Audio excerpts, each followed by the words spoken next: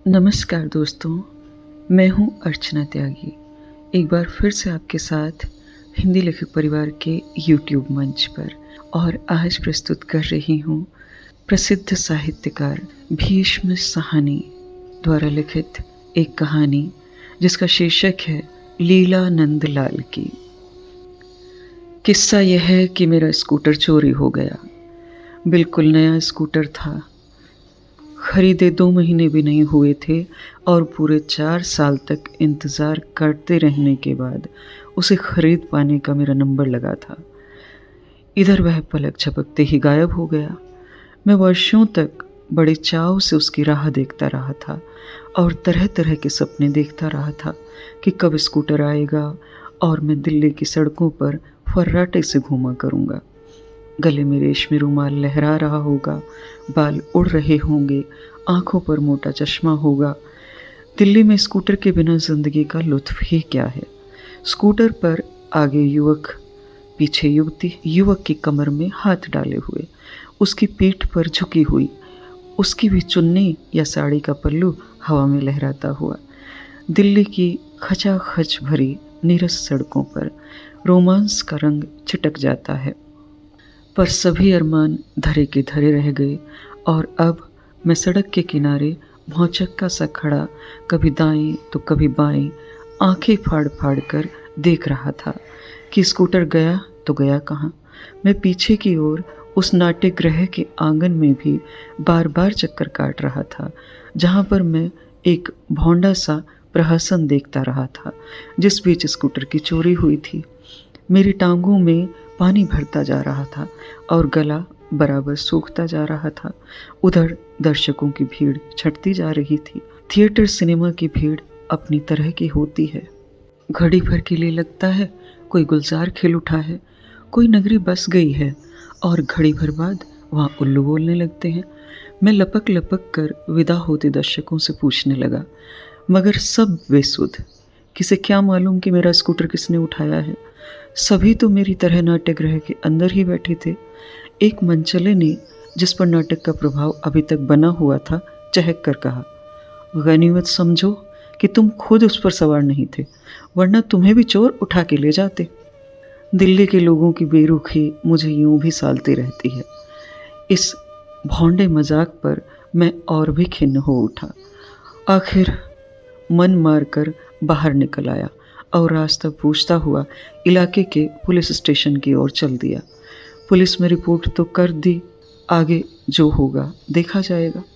Police में report लिखवाने के बाद पाँव घसीटता और बसों में धक्के खाता जब मैं घर पहुंचा और घर वालों को सारा किस्सा सुनाया तो पहले तो उन्हें गहरा सदमा हुआ, फिर वे तरह तरह की टिप्पणियां करने लगे।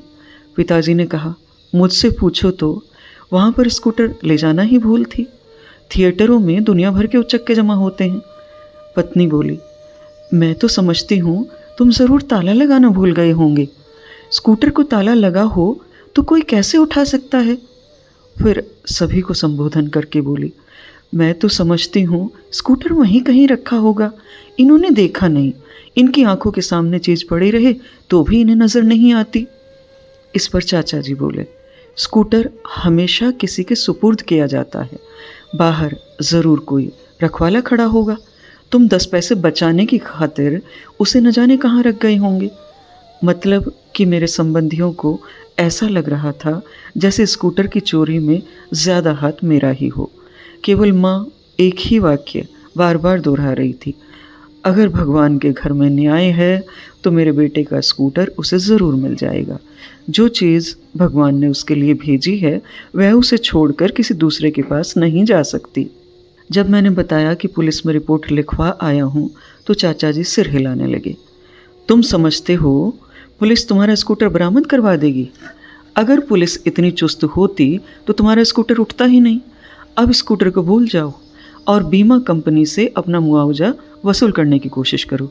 बीमा तो करवाया था ना। इस पर पिताजी बिगड़ उठे और चाचा जी और पिताजी के बीच बहस छिड़ गई। पिताजी का मत था कि स्कूटर को बरामद करवाने की पूरी कोशिश की जाए, जबकि चाचा जी मानो शताब्दियों के संचित अनुभव के आधार पर कहे जा रहे थे कि इससे कुछ न होगा, जल्दी से जल्दी अपने मुआवजे की रकम बीमा कंपनी से वसूल करो। आखिर यही फैसला हुआ कि दोनों बातों की ओर समान रूप से ध्यान दिया जाए। मैं सुबह के वक्त पुलिस स्टेशन और दोपहर के वक्त बीमा कंपनी के चक्कर लगाने लगा। पुलिस वाले बड़ी रुखाई से पेश आते। पहले 2-1 दिन तो मेरे साथ सीधे मुंह बोले, फिर झड़क झड़क कर बोलने लगे। मेरे स्कूटर का कुछ पता चला? मैं दरख्वास्तियों की तरह दहलीज पर खड़े खड़े पूछता। जवाब में या तो अंदर चुप्पी छाई रहती या रूखी सी आवाज़ में कोई इंस्पेक्टर कहता, मिलने पर इत्तला कर दी जाएगी, इधर रोज़ रोज़ मत आइए। पर एक दिन जब मैं इसी तरह डरता सा पुलिस स्टेशन के दफ्तर की दहलीज तक पहुंचा, तब इंस्पेक्टर कुर्सी से उठकर मेरी ओर बढ़ाया। मेरी टांगें तो थर्रा गईं, पर उसके चेहरे पर फैली मुस्कान को देखकर मैं दुविधा में पड़ गया। क्या मालूम स्कूटर मिल ही गया हो जो यह मुस्कुरा रहा है। उसने मेरे साथ हाथ मिलाया, मुझे दफ्तर के अंदर ले जाकर कुर्सी पर बैठाया, अर्दली को आवाज़ देकर मेरे लिए ठंडा पानी का गिलास मंगवाया और उसी तरह मुस्कुराते हुए बोला, आप इत्मीनान रखिए, हमें आपके स्कूटर का बड़ा फ़िक्र है। उसे बरामद करने की पूरी कोशिश की जा रही है। मिलने पर मैं खुद आकर आपको इत्तला करूँगा। मैं हवा में उड़ता सा घर पहुँचा। स्कूटर मिल जाने की खुशी शायद इतनी नहीं होती जितनी इंस्पेक्टर्स के आत्मीयता भरे आश्वासन से। मीठा क्यों नहीं बोलेगा, उसे ऊपर से जूता पड़ा होगा। पिताजी बोले। बात मेरी समझ में नहीं आई।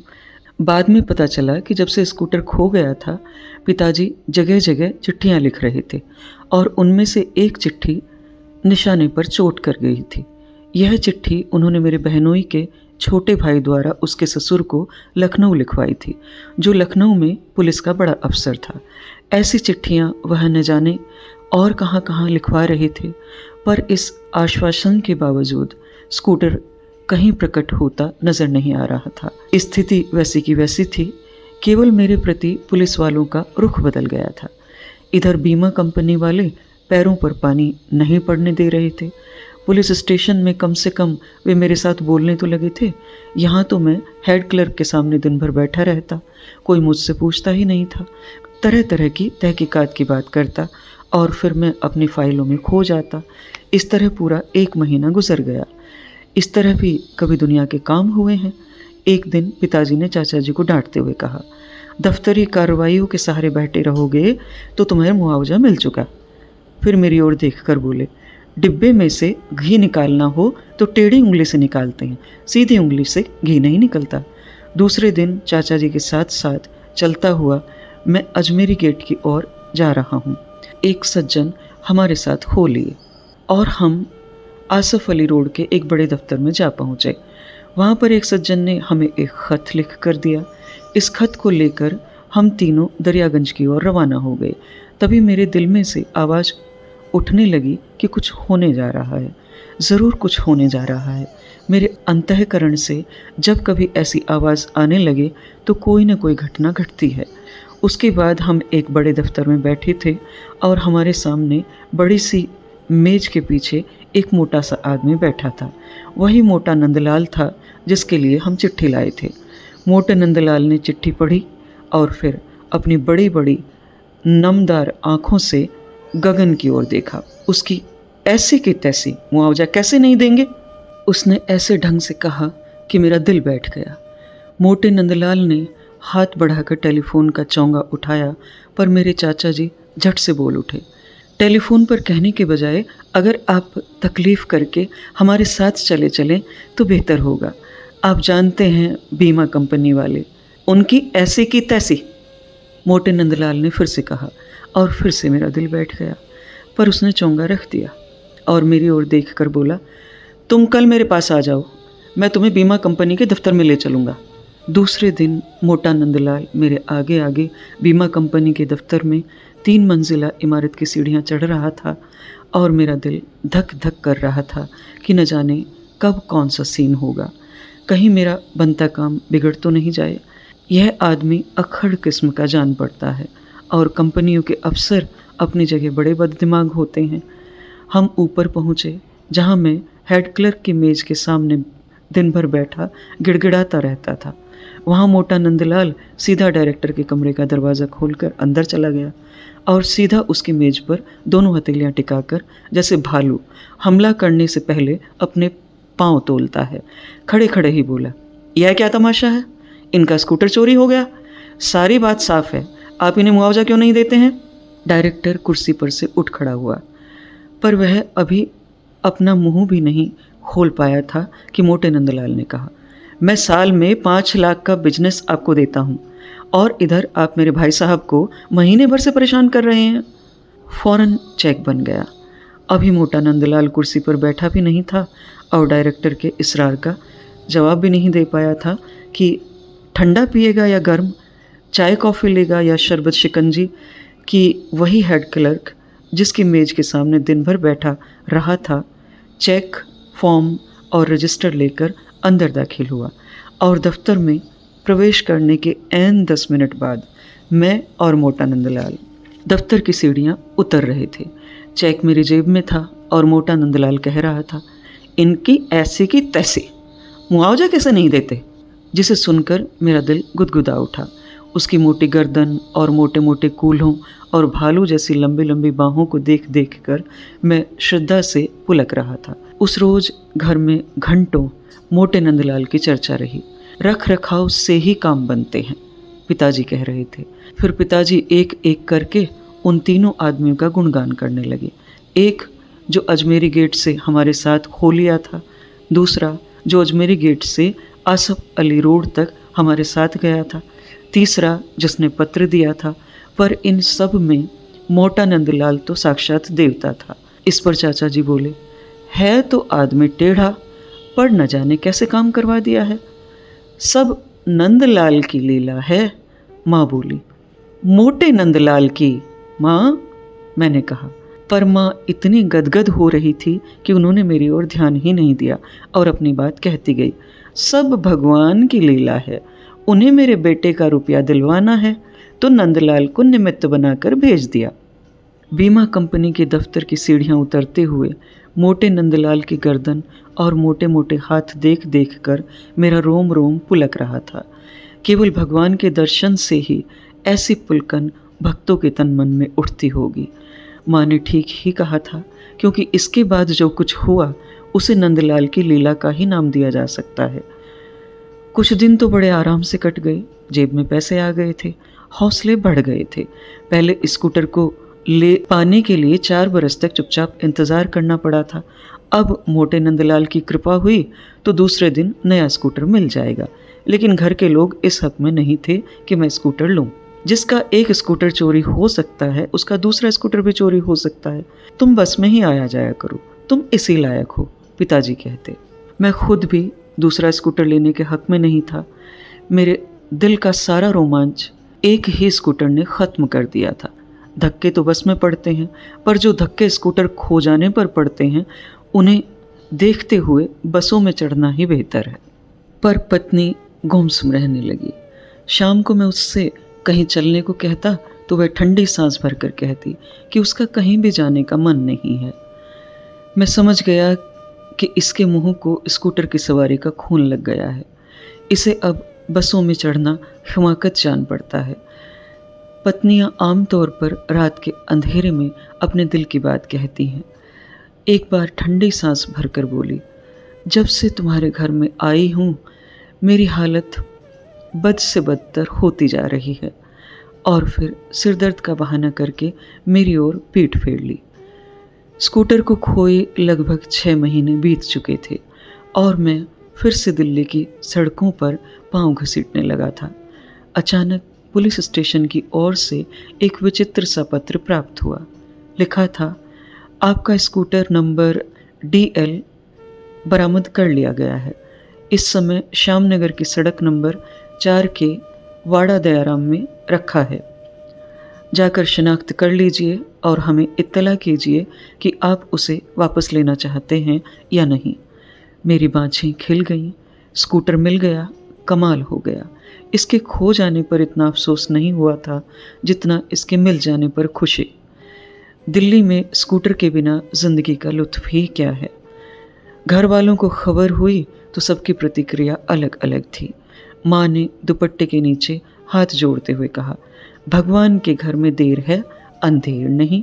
मैंने पहले ही कहा था कि मेरे बेटे का स्कूटर मिल जाएगा। पत्नी भी चहक उठी। उसने मेरी ओर यूं देखा जैसे उसकी नज़र में फिर मेरी कीमत कुछ कुछ बहाल होने लगी है। पर पिताजी में तनिक भी उत्साह नहीं था। कहने लगे, अब वह चोरी का माल है।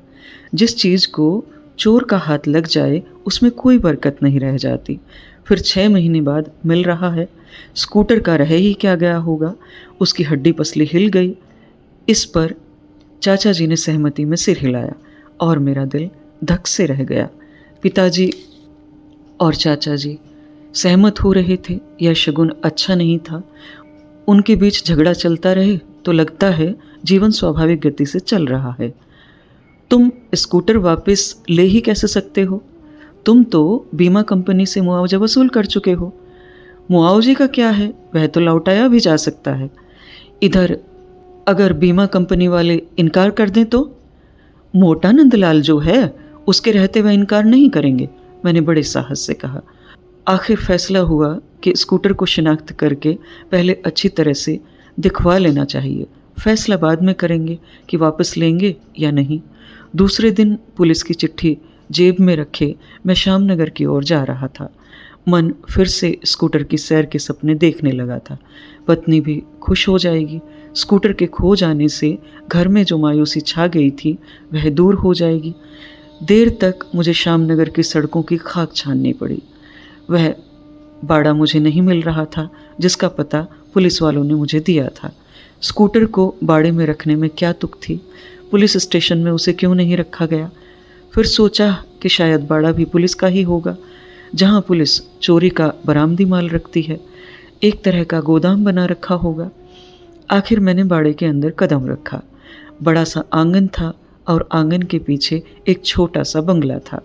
आंगन में 7-8 मोटरें और 4-5 स्कूटर खड़े थे। क्या यह सब बरामदी माल है? क्या मैं किसी गलत जगह पर तो नहीं आ गया? यह तो किसी अमीर आदमी का बंगला जान पड़ता है। मैं कहाँ आ पहुँचा हूँ? मैंने पुलिस की चिट्ठी निकालकर पता ध्यान से पढ़ना चाहा। तभी बंगले की ओर से एक सज्जन आते दिखाई दिए। सफ़ेद नायलॉन की कमीज़ और टेरीकोट की पतलून पहने हुए थे। माफ़ कीजिए, मुझसे भूल हुई। मैं किसी दूसरे बाड़े की तलाश में हूँ। और मैंने पुलिस का पर्चा अनायास ही उनके हाथ में दे दिया। उन्होंने सरसरी नज़र से पर्चे की ओर देखा और एक और को हाथ का इशारा करते हुए बोले, वहाँ स्कूटर रखे हैं, उनमें से अपना स्कूटर पहचान लीजिए। मैंने उन सज्जन को सिर से पांव तक देखा। क्या यह पुलिस के अफसर हैं जिन्होंने अपने बंगले में ही बरामद का माल रख लिया है? पुलिस के बड़े अफसर घर पर वर्दी नहीं पहनते, इसीलिए यह नागरिक वेश में है। पर पुलिस के अफसर इतनी ज़्यादा अंगूठियाँ भी अंगुलियों में नहीं पहनते जितनी इन्होंने पहन रखी हैं। पर क्या मालूम, पहनते ही हों। वर्दी पहनी तो अंगूठियाँ उतार दी, वर्दी उतारी तो अंगूठियाँ बढ़ा लीं। मुझे अपना स्कूटर देखने की उत्सुकता थी। मैं बिना कुछ कहे उस ओर घूम गया जहाँ स्कूटर रखे थे। मैं एक ही नज़र में 5 स्कूटरों को देख गया, लेकिन इनमें मेरा स्कूटर मुझे नज़र नहीं आया। फिर मैं बड़े ध्यान से एक एक स्कूटर को देखने लगा। एक स्कूटर कुछ मेरे स्कूटर से मिलता जुलता था, लेकिन उस पर बढ़िया सा शीशा लगा था और हैंडल के पास से ही रेडियो के एरियल की छत ऊपर को उठ रही थी। उसमें सचमुच लाउड स्पीकर लगा था। वह स्कूटर मेरा कैसे हो सकता है? तभी वह सज्जन मेरे पास आ गए। पहचान लिया? यही आपका स्कूटर है ना? उन्होंने कहा और मेरे स्कूटर के हैंडल को सहलाते हुए बोले, इसे तो मैंने ख़ास ख्याल से रखा है, इसे कहीं आज तक नहीं आई। आपने? क्या मतलब? इस स्कूटर को तो मैं केवल अपने लिए इस्तेमाल करता था। मुझे इसकी सवारी बड़ी पसंद है। फिर बड़े चाव से स्कूटर पर लगे एरियल को छूते हुए बोले, यह एरियल मैंने लगवाया है। मैकेनिक कहने लगा, स्कूटर पर एरियल नहीं लग सकता। मैंने कहा, ऐसी की तैसी, लगता कैसे नहीं? वह भी उसी लहजे में बोल रहे थे जिसमें मैंने नंदलाल को बोलते सुना था। क्या वे सभी लोग जिनकी अंगुलियों में अंगूठियां दमकती हैं एक जैसे ही लहजे में बोलते हैं? सभी की ऐसी की तैसी करते फिरते हैं? आखिर यह आदमी कौन है? मेरे स्कूटर के बारे में इतने अधिकार से कैसे बात कर रहा है? क्या यह सब बरामदी का माल है? और क्या? उसने तनिक ऐंठ के साथ कहा, मानो कह रहा हो कि हम उठाएंगे तो क्या एक ही स्कूटर को उठाएंगे? क्या आप ही के? मैं इतना ही कह पाया। यूं भी सूट बूट वाले आदमी का मुझ पर रुआब छा जाता है। यहाँ तो इसके दोनों हाथों की अंगुलियों पर नगीने चमक रहे थे और नायलॉन की कमीज के नीचे सोने की चेन थी। मेरा सिर चकरा रहा था। यह आदमी चोर कैसे हो सकता है? न इसकी बगल में छुरा, न दाढ़ी मूछों के बीच चमकते खूंखार दांत, पर दिन दहाड़े अपने मुंह से मुझे कह रहा है कि तुम्हारा स्कूटर मैंने उठाया है। क्या चोर ऐसे होते हैं? अली बाबा का भाई कासिम चोरों की गुफा में घुस गया था और वहाँ से जिंदा लौट नहीं पाया था। मैं इसके बाड़े में खड़ा हूँ और यह इस तरह मेरे साथ बतिया रहा है जैसे मेरा मौसेरा भाई हो। आखिर यह माजरा क्या है? क्या ये सभी मोटरें और स्कूटर आप ही के हाथ की सफाई? मैंने बेतकल्लुफी से कहा। और क्या? उसने बड़े आत्मविश्वास के साथ कहा और फिर से मेरे स्कूटर को सहलाने लगा। यह शीशा तो इस पर मैंने बाद में लगवाया था, जब मैं वैष्णो देवी की यात्रा करने जा रहा था। इलाका पहाड़ी है ना, पीछे से आने वालों की खबर रहनी चाहिए। बड़े तीखे मोड़ हैं। घर के लोग बहुत कहते रहे हम तुम्हें स्कूटर पर नहीं जाने देंगे, पर मैं नहीं माना। मैंने कहा देवी की कृपा होगी तो कुछ नहीं होगा। आप वैष्णो देवी की यात्रा पर गए थे? मैं बुदबुदाया। मैं हर साल जाता हूँ और कहीं जाऊँ या नहीं जाऊँ, पर वैष्णो देवी के दर्शन करने ज़रूर जाता हूँ। उसने धर्मपरायण व्यक्ति की तरह तनिक गदगद होकर कहा। साल में एक बार तो देवी का प्रसाद मिलना ही चाहिए। बेशक, मैंने कहा। मेरे स्कूटर पर और भी कोई तीर्थ यात्रा की है? मैंने पूछा, पर वह सुना अनसुना करके स्कूटर को फिर से सहलाने लगा। इसे तो मैंने बड़े चाव से रखा है। इसे केवल अपने इस्तेमाल के लिए रखता था। हालांकि मैं स्कूटर की सवारी ज़्यादा पसंद नहीं करता। बेशक, मैंने फिर कहा, जिसके पास इतनी मोटरें हों वह स्कूटर की सवारी क्यों करेगा? मुझे लगा जैसे मैं उसकी चापलूसी करने लगा हूँ। पुलिस वालों ने पूछा है कि मैं अपना स्कूटर वापस लेना चाहता हूँ या नहीं। आप क्या सोचते हैं? ले लो, ले लो, इसका इंजन अच्छा है और मैंने इसे बड़ी हिफाजत से रखा है। उसने बड़े भाइयों की तरह मुझे मशवरा देते हुए कहा। लेकिन अब यह मुझे मिलेगा कैसे?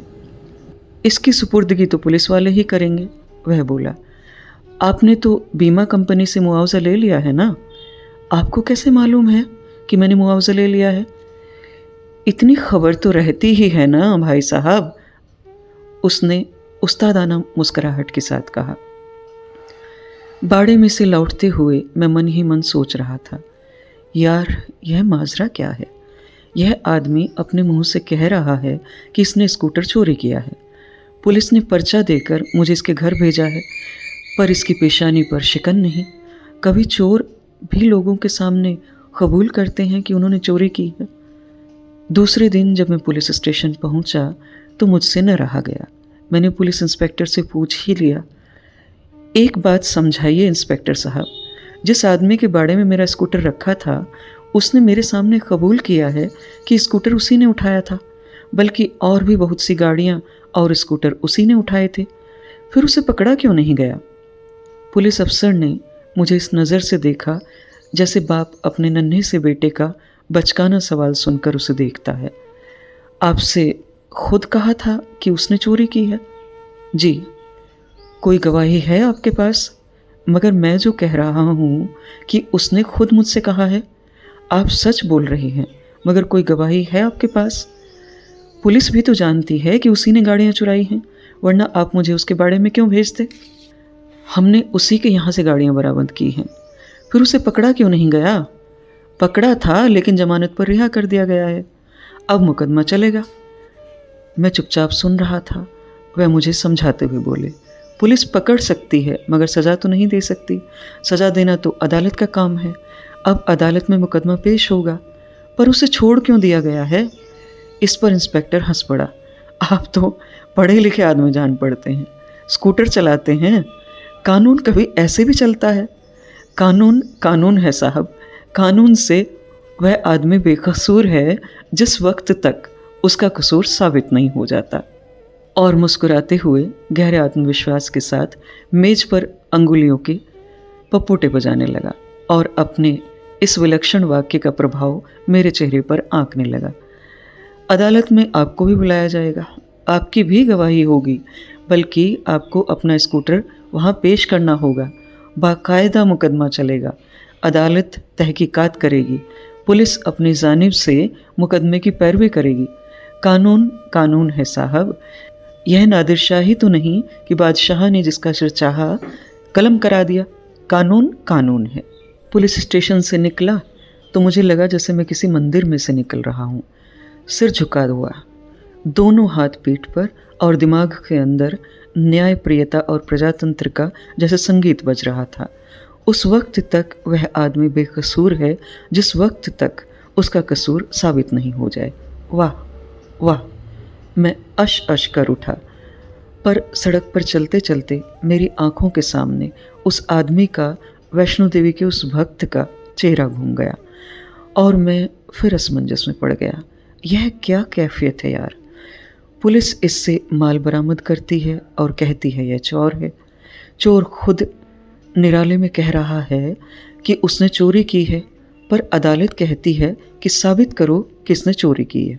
खैर, तो कुछ दिन बाद मैंने बीमा कंपनी को मुआवजे की रकम वापस कर दी और स्कूटर को घर ले आया। फिर से गले में रेशमी रुमाल बांधा, आंखों पर काला चश्मा लगाया, बीवी को पीछे बैठाया और फिर से दिल्ली की सड़कों पर सैर करने निकल गया। मारो गोली, कानून जाने कानून का बाप। हमारी चीज़ हमें मिल गई, अब कानून अपना इंसाफ करता फिरे। लगभग 6 महीने के बाद कूल्हों के नीचे स्कूटर उड़ रहा था। उसकी सुरताल में कोई विशेष अंतर नहीं आया था। तीर्थयात्री ने सचमुच इसकी अच्छी देखभाल की थी। वह सचमुच ज़्यादा सहज, धीर गंभीर गति से चलने लगा था। उसे जैसे सुकून मिल गया हो, तैरता सा चलता था। पत्नी की नज़र में भी मेरा दर्जा हल्के हल्के ऊंचा उठने लगा। हालांकि अब कभी कभी मुझे महसूस होता कि मेरा दर्जा अब स्कूटर के मालिक का न होकर एक ड्राइवर का सा हो गया है, जैसे मैं अपनी बीवी को कहीं पहुंचाने के लिए स्कूटर चला रहा हूं। अब वह मेरी कमर में हाथ भी डालती तो प्यार के कारण नहीं, संभल कर बैठ पाने के लिए, और बात करती तो लगता हुक्म दे रही है। पर वह सुख क्या जो दिल्ली में 2 दिन से ज़्यादा निर्विघ्न चलता रहे। एक और पर्चा आया, अब की बार अदालत की ओर से था कि अमूक दिन प्रातः 10 बजे 30 हजारी में हाजिर हो जाओ, साथ में स्कूटर का लाना ज़रूरी है। अब तक स्कूटर लेने के बाद लगभग 9 महीने का वक्त बीत चुका था। मेरे मन में खींच उठी। जिन दिनों स्कूटर मिला था उन दिनों मेरी दिलचस्पी चोर में, अदालत में और इंसाफ में थी। पर अब तो स्कूटर भी वैष्णो देवी की चढ़ाई भूल चुका है, अब मुझे क्या लेना देना। पर फिर भी मैं हाजिर हो गया। मेरी दिलचस्पी इंसाफ में न हो, अदालत की दिलचस्पी तो इंसाफ में है। कचहरी में पहुंचा तो वहाँ आदमी ही आदमी थे। सीढ़ियों पर आदमी, दीवारों से चिपके आदमी, फर्श पर बैठे अधलेटे आदमी, दरवाज़ों में, खिड़कियों में आदमी ही आदमी, और उनके बीच रेंगते से काले कोट वाले वकील। हर 10 आदमियों के पीछे एक रेंगता वकील। मैंने किसी मेले ठेले से, किसी जलसे जुलूस में इतने आदमी नहीं देखे थे जितने वहाँ मौजूद थे, और सभी किसी की राह देख रहे थे, किसी का इंतज़ार कर रहे थे। ये किसकी राह देख रहे थे? इंसाफ की। अदालत के एक कमरे के पास से गुजरा तो पीछे से किसी की ऊंची सी आवाज़ सुनाई दी, मूलराज वल्दे हुक्मचंद। और दीवार से चिपक कर बैठा कोई मूलराज हड़बड़ा कर उठ बैठा और भागता हुआ आदमियों की गांठ को चीरता हुआ अदालत के कमरे में जा पहुंचा। आदमियों की गांठ फिर बंद हो गई। जिस जगह पर मूलराज बैठा था उस जगह पर अब कोई दूसरा मूलराज चिपक कर बैठ गया था। मैं भी उचक उचक कर कमरों के नंबर पढ़ता। दरवाजे के पास ही उस दिन के मुकदमों की सूची लगी थी। मैंने ध्यान से सूची को पढ़ा। सूची में मेरा नाम नहीं था। पहले तो दिल को धक्का सा लगा। जब भी कभी किसी सूची में मेरा नाम न हो, मेरे दिल को धक्का लगता है। मैं सोचता हूँ मुझे इस काबिल नहीं समझा गया कि सूची में मेरा नाम दिया जाए। जब से दिल्ली में रहने लगा हूँ, सूची में अपना नाम देख पाने की ललक उत्तरोत्तर बढ़ती रही है। भले ही चोरों की सूची ही क्यों न रही हो, नाम तो होना ही चाहिए। फिर मन में विचार उठा, सूची में मुजरिमों का नाम होगा, मेरा क्यों होगा? पर मन माना नहीं। नाम देने में क्या हर्ज है? जिसका स्कूटर चुराया गया, क्या वह कम महत्व का आदमी है? चोर चकार का नाम दिया जा सकता है, मेरा नहीं दिया जा सकता। मुझे बुलावा भी नहीं आया। कुछ देर बाहर डोलने के बाद मैंने भीड़ में इधर उधर आंख दौड़ाई। वह चोर महाशय तो ज़रूर यहीं पर होंगे, आखिर इस बारात के दूल्हा तो वही हैं। पर वह सज्जन कहीं दिखाई नहीं दिए। साहस बटोर कर मैं मुवक्किलों मुद्दइयों की गांठ को चीर कर अदालत के कमरे में पहुंचा। वहाँ लकड़ी के ऊंचे से चबूतरे पर एक लंबी चौड़ी मेज के पीछे काला कोट पहने और आंखों पर मोटा सा चश्मा लगाए मजिस्ट्रेट साहब बैठे थे। उनके सामने नीचे फर्श पर 10-12 आदमी खड़े थे, जिनमें से 2-3 काले कोट वाले वकील थे, 2-3 पुलिस की वर्दी में थे। चोर वहाँ पर भी नहीं था। मेज पर फाइलों का अंबार लगा था।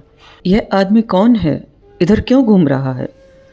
मजिस्ट्रेट साहब की कड़ी आवाज़ थी और इशारा मेरी ओर था। मैं मजिस्ट्रेट साहब के सामने जा खड़ा हुआ।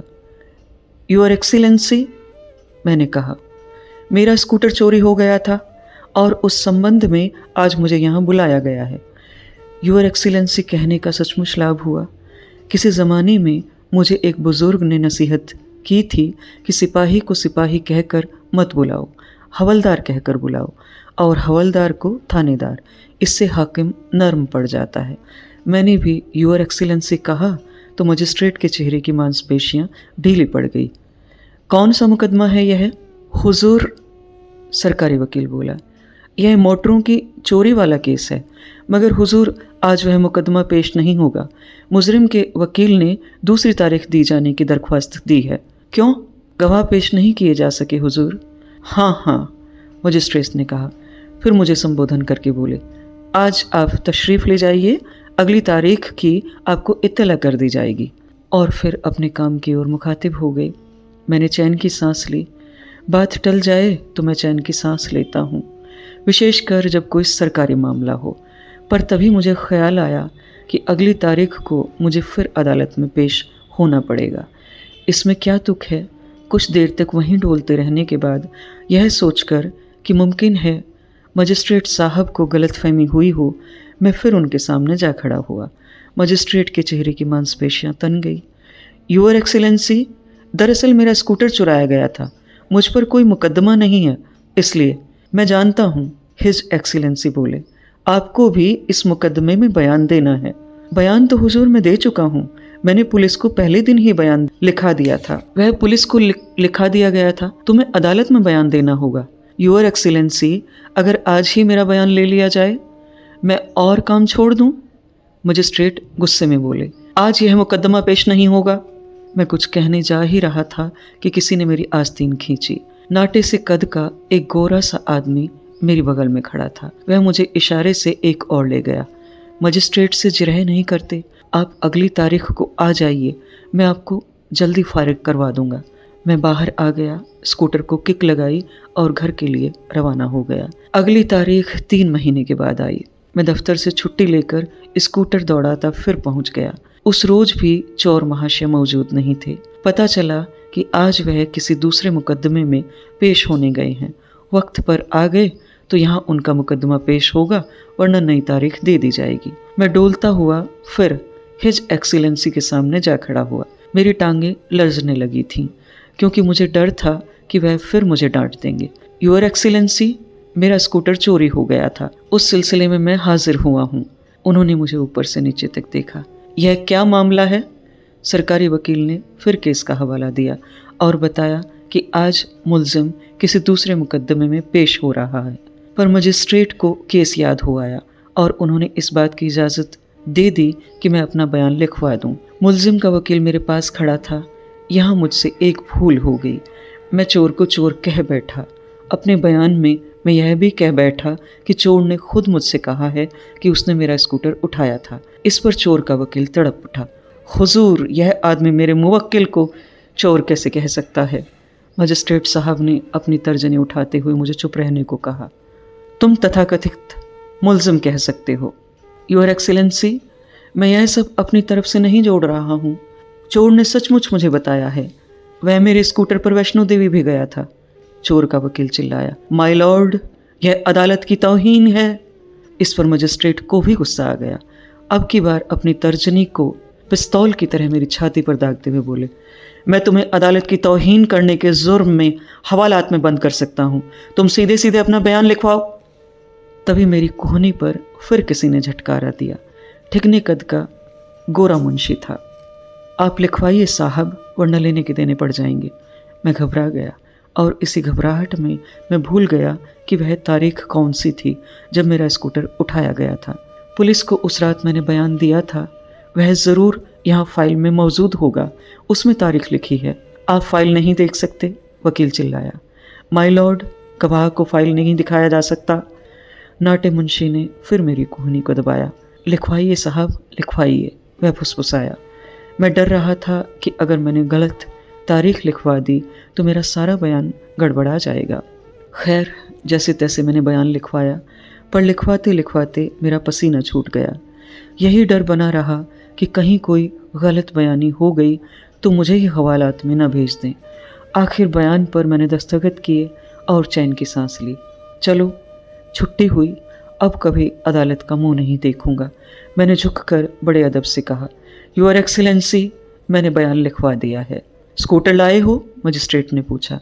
जी, बाहर रखा है। अगली पेशी पर भी ले आना। अगली पेशी? वह किस लिए योर एक्सीलेंसी? मैंने अपना बयान तो लिखवा दिया है। इस पर मजिस्ट्रेट ने फिर तर्जनी दागते हुए कहा, हर पेशी पर स्कूटर का पेश किया जाना ज़रूरी है।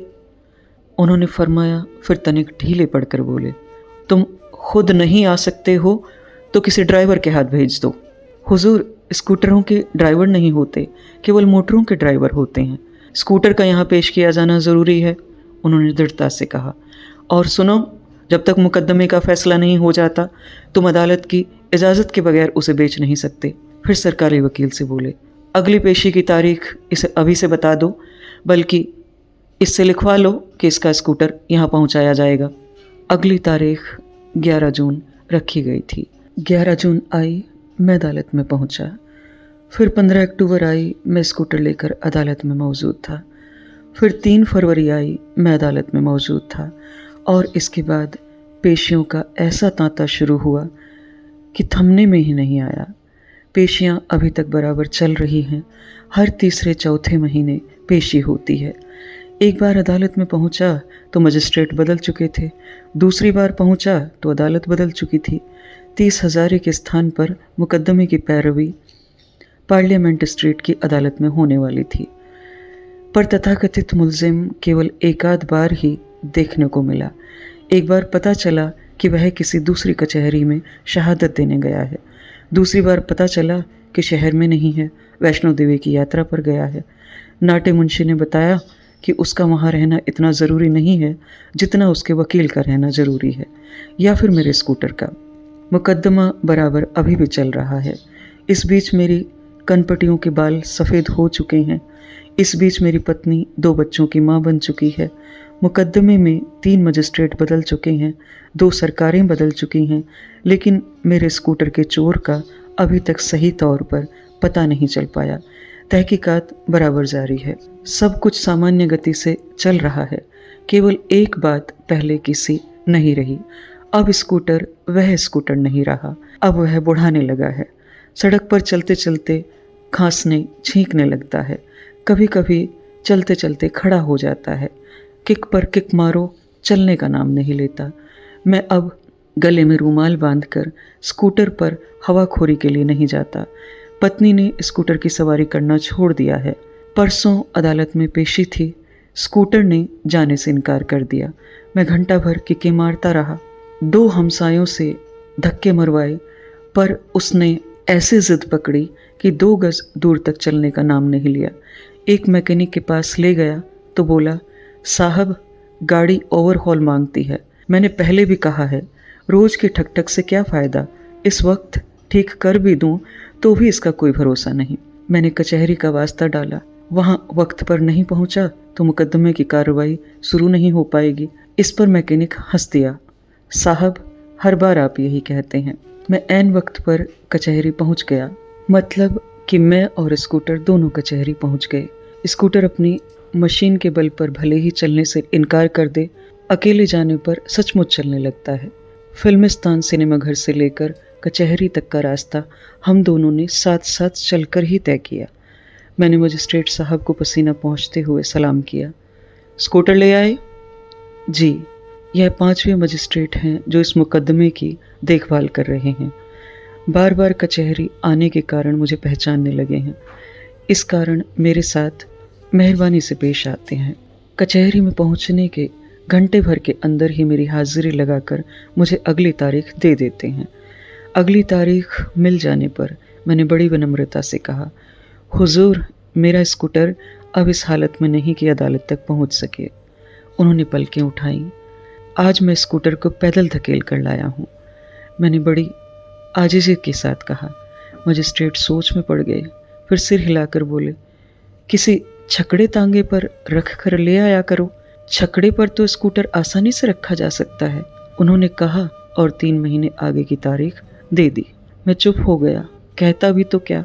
उसी रोज मैंने एक छकड़े पर मरे हुए भैंसे की लाश को ले जाए जाते हुए देखा। अगर मरे हुए भैंसे को ले जाया जा सकता है तो स्कूटर को भी लाया जा सकता है। फिर भी मैंने साहस बटोर कर कहा, योर एक्सीलेंसी, मुझे एक बात का डर है। अगर इस बीच मेरे स्कूटर ने दम तोड़ दिया तो इस तहकीकात का क्या होगा। मजिस्ट्रेट ने क्षण भर के लिए सोचा, फिर बोले, तहकीकात जारी रहेगी। मैं बाहर आया। वार्ड में खड़े स्कूटर का नाक मुंह पहुंचा, पुचकारा, फिर किक लगाई, जवाब नदारद, फिर किक लगाई, फिर भी जवाब नदारद, फिर एक के बाद एक किकें मारने लगा। कभी पेट्रोल खोलता, कभी बंद करता, जवाब नदारद। इस बीच अदालत लंच के लिए उठ गई। फर्राटे से एक कार मेरे पास से गुजरी। मैंने पसीना पोंछते हुए आंख उठाकर देखा। मजिस्ट्रेट साहब की कार थी। वह पीछे की सीट पर बैठे थे और उन्होंने पीछे की ओर मुड़कर मेरी ओर देखा भी। इसके कुछ देर बाद एक स्टेशन बेगन पास से गुजरी। वह भी फर्राटे से गुजर गई। उसमें से भी कुछ लोगों ने घूमकर मेरी ओर देखा। वह पुलिस की जीप थी। मैंने पुलिस इंस्पेक्टर और नाटे मुंशी को पहचान लिया। मुंशी ने मुझे देखकर हाथ हिलाया। फिर मेरी किकें जारी रही। मन में आया कि इसे धकेल कर ले चलूं, लेकिन स्कूटर वाले के दिल में इस बात की आशा सदा बनी रहती है कि अगली किक पर स्कूटर का इंजन चलने लगेगा। तभी एक कार आई और पास आकर रुक गई। काले रंग की चमकती फिएट कार थी। कहिए भाई साहब, स्कूटर चल नहीं रहा है, परेशान कर रहा है। अरे, यह तो दयाराम था, मेरे स्कूटर का चोर। नहीं, तथाकथित चोर। इन वर्षों में केवल 2-1 बार ही कचहरी में इनकी झलक मिली थी। कार में बैठे बैठे ही बोला, इसकी क्या हालत बना रखी है यार, इतना बढ़िया स्कूटर हुआ करता था। वह बड़ी सद्भावना से स्कूटर की ओर देखता रहा, मानो इसके साथ बड़ी सुखद स्मृतियाँ जुड़ी हों। वैष्णो देवी की पूरी चढ़ाई यह स्कूटर चढ़ गया था। यह मशीन है आखिर। मशीन का ध्यान नहीं करोगे तो मशीन तुम्हारी खिदमत नहीं करेगी। मैं हाँफ रहा था। उसकी नसीहत सुनकर मुझे बड़ी कोफ्त हुई, पर उसके हाथ की अंगुलियों की ओर नज़र गई तो सहसा एक विचार मेरे मन में कौंध गया। मैं स्कूटर को छोड़कर उसके पास चला गया। एक परेशानी है दयाराम जी। कहो, हुक्म करो, क्या बात है। हर पेशी पर मुझे स्कूटर लाना पड़ता है। यह 6ठा साल चल रहा है। इस लाश को उठाकर लाना अब मेरे लिए बहुत मुश्किल है। वाह, इतनी सी बात के लिए परेशान हो रहे हो, पहले क्यों नहीं कहा। चिंता नहीं करो, हो जाएगा, कोई न कोई तरकीब निकल आएगी। इनकी ऐसी की तैसी। कहते हुए उसने मेरा कंधा थपथपाया। उसके हाथ की अनगिनत अंगूठियां चमक उठी। हो जाएगा, उसने कहा और कार चल दी और फर्राटे से वहां से निकल गया। मैं अभिभूत सा खड़ा रह गया और ठीक तरह से अपना आभार भी प्रकट नहीं कर पाया। यह थी भीष्म साहनी जी द्वारा लिखित एक कहानी लीला नंदलाल की। मैं आशा करती हूँ मेरी आवाज़ में यह रोचक कहानी आपको अवश्य पसंद आई होगी। कहानी को लाइक करें, कमेंट करें और अन्य साहित्य प्रेमियों के साथ साझा भी अवश्य करें। ऐसी ही और कहानियाँ सुनते रहने के लिए चैनल को सब्सक्राइब करें। मैं अर्चना त्यागी अब आपसे विदा लेती हूँ। फिर मिलते हैं एक और कहानी के साथ बेहतरीन कहानियों के सफ़र में। धन्यवाद। अगर आपको रचना पसंद आती है तो लाइक और कमेंट्स ज़रूर करें और शेयर कीजिए।